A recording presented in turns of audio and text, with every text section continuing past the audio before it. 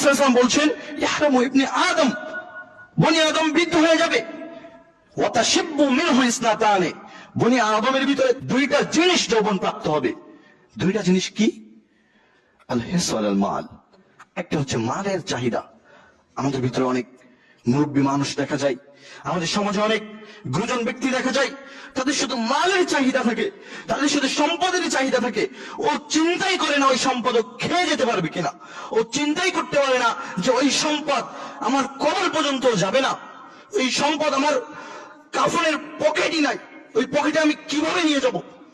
একজন মানুষ 5 বিঘা, 10 বিঘা, 20 বিঘা, 30 বিঘা, 40 বিঘা সম্পদ বানাইতেও, 100 বিঘা, শত শত বিঘা সম্পদ বানাইতেও দ্বিধাবোধ করে না।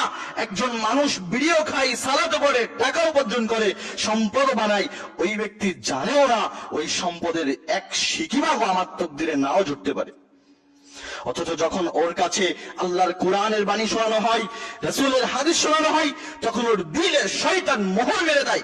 ওকে শয়তান বলে, তুমি যদি 1 টাকা আল্লাহর রাস্তায় দান করো, সেটাই তোমার সম্পদ থেকে কমে যাবে।